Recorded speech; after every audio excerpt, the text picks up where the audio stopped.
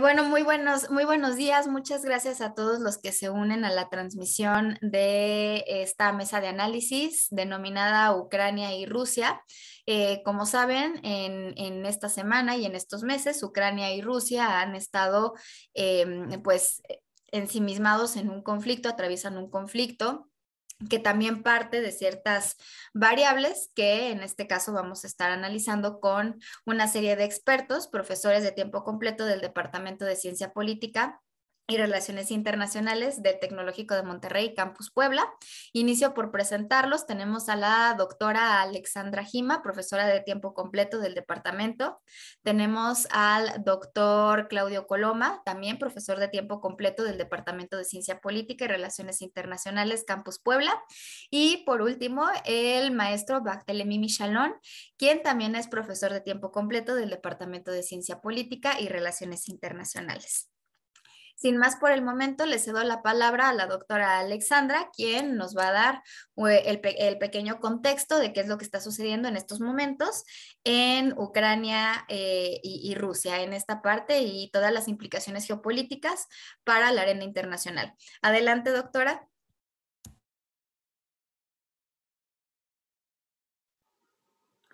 Bueno, muchas gracias, Fer, y buenos días a Bart y a Claudio. Y bueno, para entender el conflicto de Ucrania, si es que podemos ver, digamos, lo que está pasando en la actualidad, el conflicto en realidad es evidente desde, o más evidente desde diciembre del año pasado, cuando Rusia acerca una serie de tropas a la frontera con Ucrania. Pero digamos, eso es la parte visible, la punta del iceberg detrás del conflicto que existe entre estos dos países. Y si es que vemos un poquito en la historia y regresamos un poco pues a 1990, 1991, que es cuando cae la URSS. Entonces ahí hay una serie de tensiones y pues el ánimo de Rusia de seguir controlando un poco su esfera de influencia. Entonces, si es que revisamos un poco el conflicto y lo que está pasando hoy, podemos ver que es una especie de nueva guerra fría en el sentido de que Rusia pues tiene este interés de seguir controlando esta esfera de influencia que tiene y no solamente, digamos, en términos políticos, sino porque también hay intereses económicos detrás. Los intereses económicos que hay detrás, pues es el suministro de gas que llega hacia Europa desde Rusia pasa por Ucrania, por lo tanto ese es un territorio de suma importancia pues en el control de Rusia. Esto por un lado, ¿no? Y por otro lado también el acercamiento que Ucrania ha tenido hacia Occidente y específicamente en su deseo explícito de unirse a la OTAN, por ejemplo, y eso también crea una serie de tensiones con Rusia al ser Ucrania un territorio, pues, históricamente bajo su área de influencia.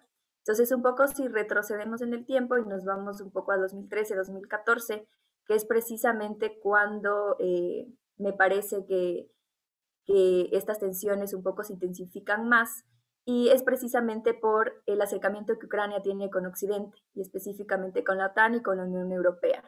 Y a partir de eso podemos ver un punto de inflexión, pues que también se hace mucho más evidente en la anexión de facto de Crimea por parte de Rusia y también estas tensiones, más bien lo que estamos viendo hoy, son el resultado de todos estos momentos de tensión que se explican un poco por esta relación un poco eh, complicada, un poco delicada que históricamente han tenido Rusia y Ucrania. Entonces, lo que estamos viendo ahora es más bien la escalada de todos estos conflictos y un poco también el deseo de Rusia de posicionarse como un actor importante en el plano internacional.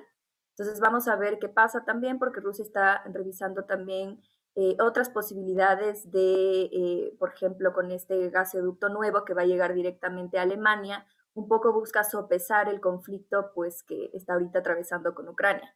Y también por parte de Occidente, la posición de Ucrania es interesante porque también se podría interpretar como una especie de juego geopolítico en donde Occidente, Estados Unidos estaría un poco dispuesto a sacrificar a Ucrania para poder debilitar a Rusia y poder llegar a China de forma más fácil, ¿no?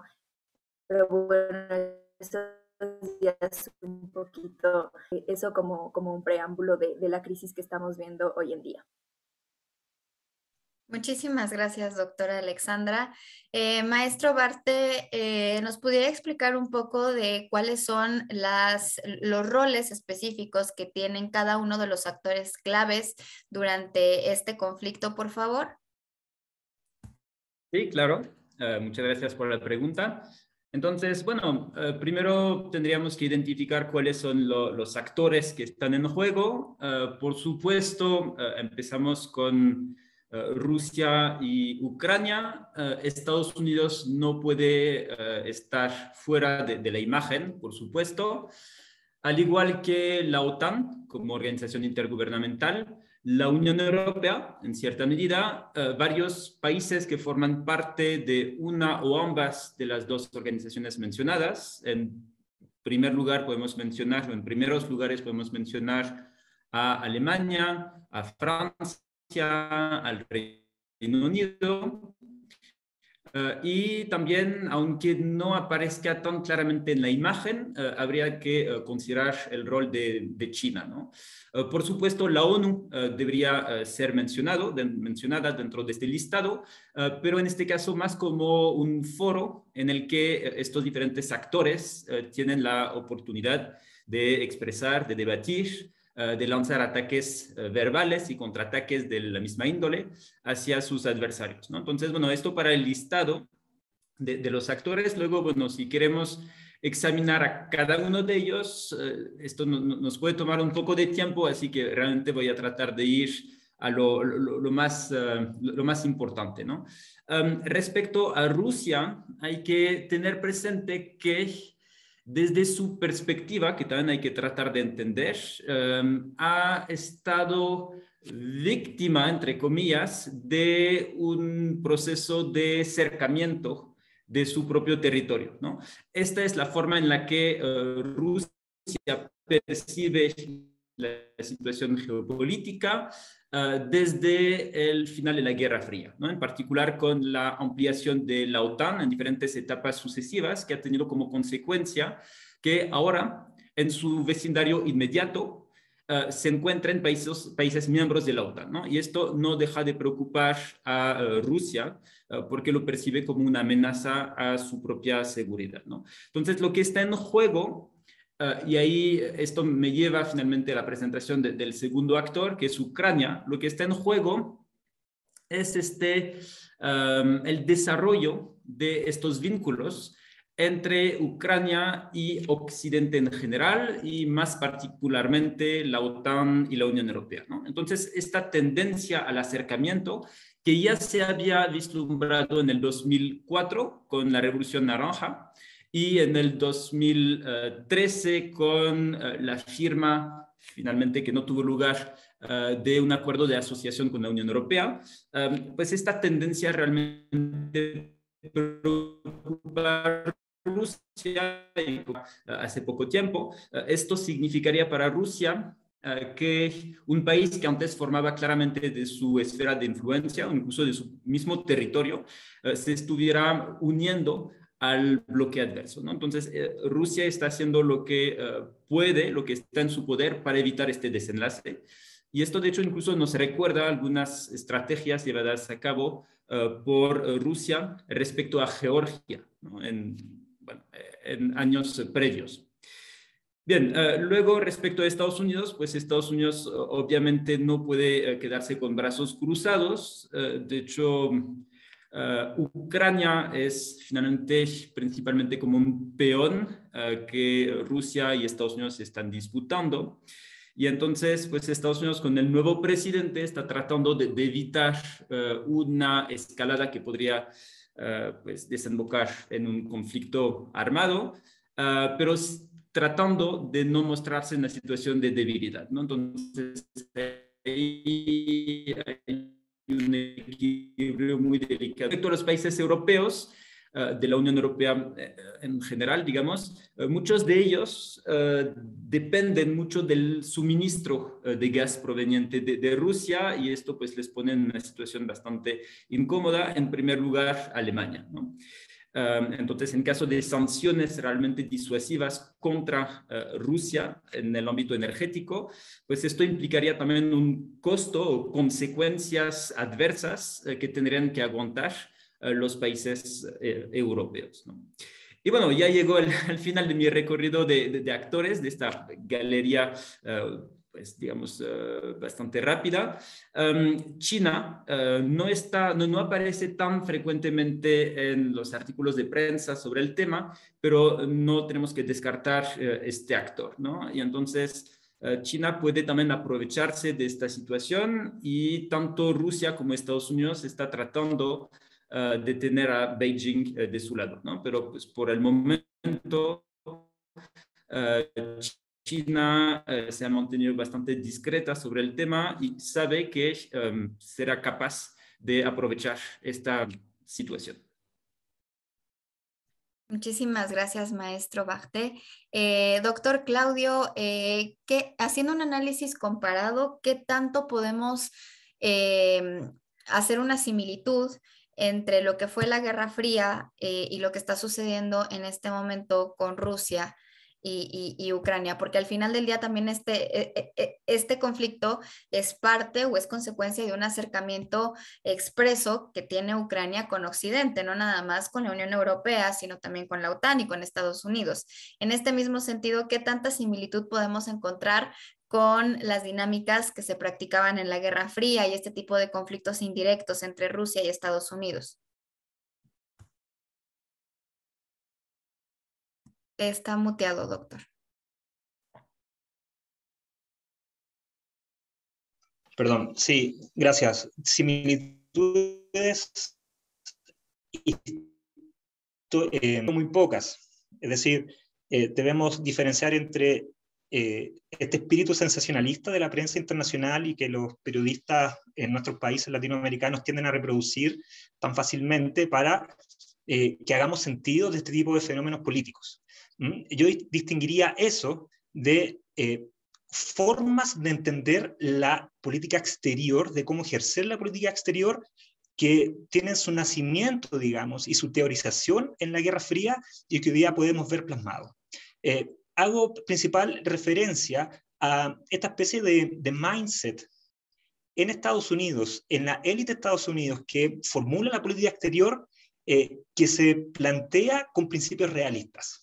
Es decir, para los Estados Unidos, el sistema internacional es, en efecto, un sistema anárquico, de competencia permanente, de desconfianza, y que por tanto no podemos confiar en nuestros enemigos, en nuestros adversarios.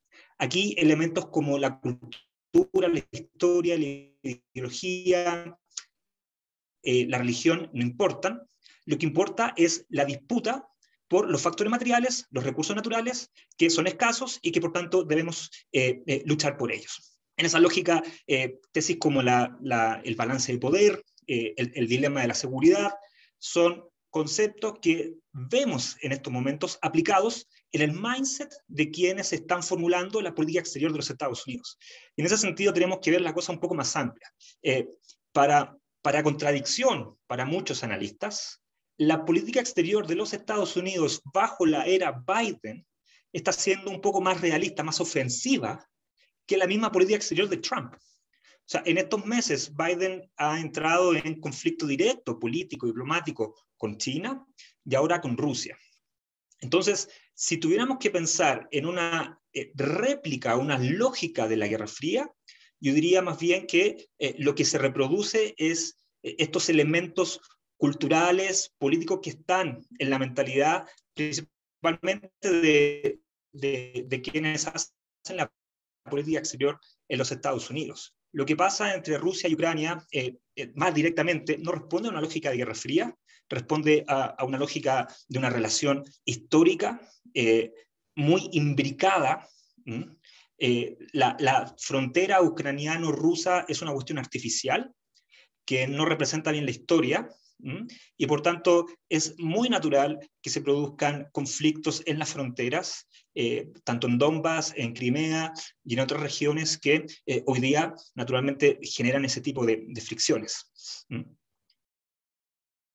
Muchísimas gracias, doctor Coloma. Y bueno, mi siguiente pregunta es para la doctora Alexandra. En este mismo orden de ideas que comenta el doctor Coloma, doctora Alexandra, ¿usted qué peso le daría a la anexión de Crimea por parte de Rusia en este conflicto? ¿Qué peso tiene la anexión de Crimea en lo que está sucediendo actualmente con Rusia y Ucrania?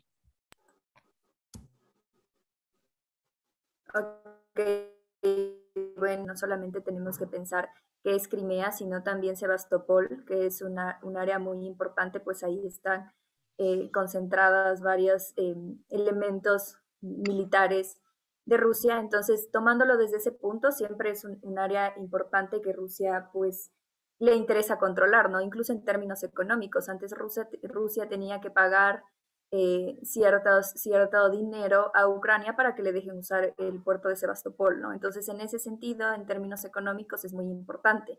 Pero también por esta cuestión histórica que estaba recalcando Claudio, ¿no? De hecho, si es que vemos la composición demográfica de Crimea, pues es prácticamente rusa, y eso también lo demuestra en el referéndum que se hizo en el 2014, me parece, en donde pues si bien no tuvo la legitimidad de la comunidad internacional, la gran mayoría de las personas que votaron en este referéndum pues quisieron irse con Rusia, y esto también obedece a estas lógicas históricas y a lo que comentaba también Claudio, que las fronteras no, no obedecen en realidad a la composición y a la historia que ha tenido esta zona. Entonces, en ese sentido me parece importante porque sienta un precedente muy importante en términos de lo que Rusia estaría dispuesto a hacer para poder controlar y para poder un poco fortalecer esta área de influencia, y también pues a partir de la anexión de Crimea podemos entender también la importancia de los otros conflictos que emergieron en el área de Donbass, ¿no? Entonces, un poco ahí es que Rusia demuestra, ¿no? Su capacidad, su verdadera capacidad, y sobre todo que sigue siendo un actor importante en esta zona. Entonces, obviamente, las capacidades y todas las características de controlar Crimea, Sebastopol, y seguir siendo un actor importante y determinante en el conflicto en el Donbass, le da a Rusia este lugar importante que no está dispuesto a perder, ¿no? De forma fácil con con los otros actores, ¿no? de esta parte y del sistema internacional. Muchas gracias, doctora. Maestro Bach, en este mismo sentido, ¿cuál es la respuesta que podemos esperar por parte de la OTAN después de este incremento de la tensión en la zona? ¿Qué respuesta podríamos esperar de la OTAN? De hecho, es importante que la respuesta no provenga solamente de la OTAN, porque la OTAN es una alianza militar. Entonces, si la respuesta proviene de la OTAN, significa que claramente tendría una dimensión primordialmente militar. Y creo que para todos tenemos que evitar que esto pase. Sin embargo, esto no significa que la OTAN no tenga algún rol que tener. Principalmente, yo diría que lo importante sería que los integrantes de la OTAN demuestren su solidaridad respecto a lo que está sucediendo, ¿no? Porque de hecho esta iniciativa por parte de Rusia también tiene como finalidad poner a prueba la solidaridad, la determinación del otro bando, ¿no? Entonces es absolutamente crucial que los integrantes de la OTAN adopten una misma postura, y una postura que busque un equilibrio entre firmeza y deja la puerta abierta a procesos diplomáticos que tendrían lugar como en otros contextos, ¿no? Entonces, la OTAN tiene que seguir mostrando que es un actor determinado y con la capacidad de responder frente a las circunstancias que vayan a surgir,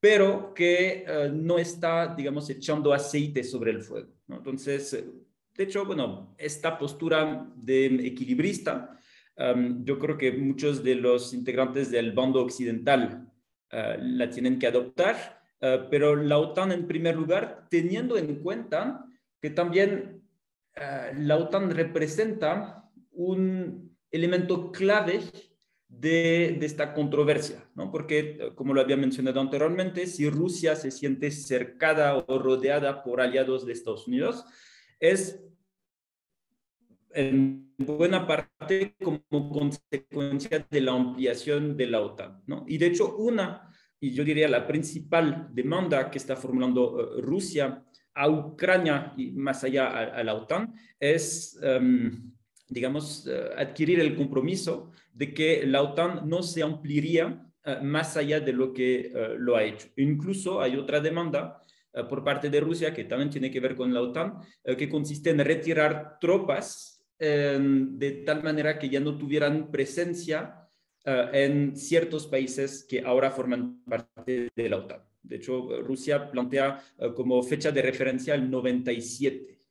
Rusia quiere que tropas occidentales se retiren a posiciones que tenían antes del 97, ¿no? Entonces es como rebobinar la historia y tratar de dar marcha atrás y finalmente tratar de omitir o pasar por alto el hecho de que ahora muchos países de Europa Oriental forman parte de la OTAN, lo cual, como lo señalé anteriormente, representa para Rusia una amenaza a su seguridad. Muchísimas gracias, maestro Bacht. Doctor Claudio, en este mismo sentido, tenemos varios discursos por parte de Vladimir Putin, ¿no? Entre ellos, ¿qué sentiría Estados Unidos si yo pusiera misiles cerca de México? Y aquí me gustaría ahondar un poco más en el discurso de sur y de los países del sur y de cómo se nos ve a los países latinoamericanos en esta parte del mundo, ¿no? ¿Cómo podemos nosotros interpretar este tipo de discursos? Porque claramente relega la soberanía mexicana a lo que Estados Unidos pueda necesitar geopolíticamente hablando. Y creo que en este sentido hay una cierta similitud de lo que pasa con Ucrania, porque la asimetría entre la fuerza militar rusa y la fuerza militar ucraniana per se, pues es muchísima. Entonces, a nivel geopolítico, ¿qué explicación le podríamos dar a este tipo de discurso, doctor Coloma? Bueno, en primer lugar, yo haría una separación en el análisis sobre las regiones periféricas como la región de América Latina. En primer lugar, se corre el riesgo de asumir que América Latina es el patio trasero de los Estados Unidos. ¿En qué sentido? En el sentido de que somos una tierra en disputa, sin poder agencial, sin capacidad de actuar en el sistema internacional e intervenir a través de sus propias políticas exteriores de los diferentes países que conforman la región de América Latina. Y por tanto, al ser un territorio inerte, lleno de riquezas, no queda más que ser objeto de disputa entre las grandes potencias. Ese tipo de imagen es la que, de cierta forma, se replica en este tipo de casos, ¿no? Cuando vemos a los grandes poderes mundiales amenazándose uno contra otro. Y por tanto, en ese sentido, yo preferiría llevar el análisis desde otro punto de vista, desde un segundo punto de vista, y es precisamente en el hecho de que no debemos olvidar que los países latinoamericanos son individuales, tienen sus propias culturas y formas políticas de relacionarse con el mundo. Por tanto, la política exterior que pueda tener México, Cuba, Chile en estos momentos depende de sus propias élites, de sus propios gobiernos, y son ellos los soberanos y los libres, digamos, con el derecho a libertad, a decidir cómo se interrelacionan con el resto de los países, incluyendo las potencias. De hecho, este tipo de lógica o dinámica también ocurría en la Guerra Fría. O sea, el hecho de que tengamos o hayamos tenido en los 60 la crisis de los misiles no responde única y exclusivamente a la confrontación directa entre la Unión Soviética y los Estados Unidos. O sea, la agencia, el poder agencial cubano en esa crisis fue trascendental. Fue trascendental, además, la participación de Cuba y su campaña internacional en África, en el movimiento de los no alineados. Es decir, Cuba, y está demostrado científicamente, o sea, hay varias publicaciones ya a esta altura, que demuestran la política exterior autónoma de Cuba en el sistema internacional. Entonces, tenemos que ni siquiera en la Guerra Fría, los países periféricos particularmente los de América Latina, eran puppets, eran títeres directos de la Unión Soviética, sino más bien las relaciones internacionales hay que mirarlas desde dinámicas mucho más complejas. Hay relaciones, hay influencias desde las grandes potencias hacia países menores, pero también los países menores, en conclusión, tienen su propia capacidad de poder incidir dentro de sus capacidades en cuestiones de sus propios intereses. Muchísimas gracias, doctor Coloma.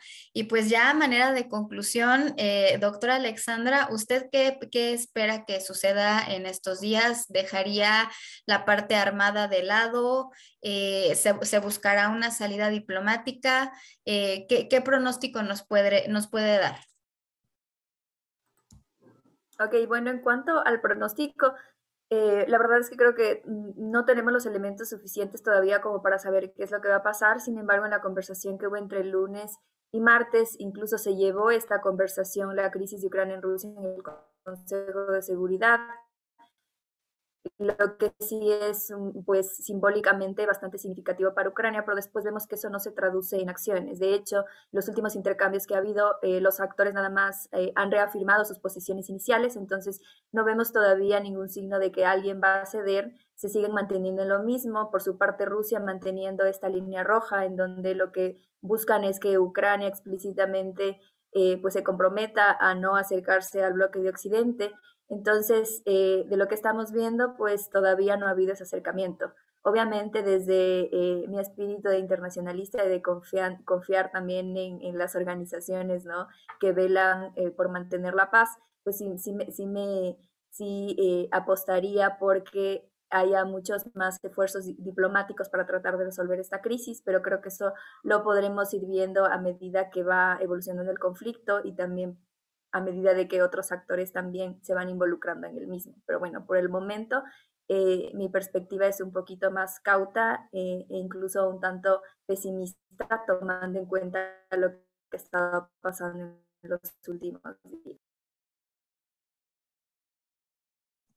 Perfecto, pues creo que ha sido una mesa bastante provechosa. Creo que hemos entendido las causas del conflicto, hemos entendido también sus implicaciones geopolíticas y también pues ciertos pronósticos de qué puede ocurrir en las próximas semanas. Muchas gracias, doctora Alexandra, muchas gracias, maestro Bajté, y muchas gracias, doctor Coloma. Gracias también al Departamento de Ciencia Política y Relaciones Internacionales del Tecnológico de Monterrey Campus Puebla por impulsar estas mesas de análisis. Y pues estaremos pendientes de qué es lo que sigue en estas próximas horas. Muchísimas gracias a todos por su tiempo y también a los que sintonizaron la mesa de análisis. Buena tarde.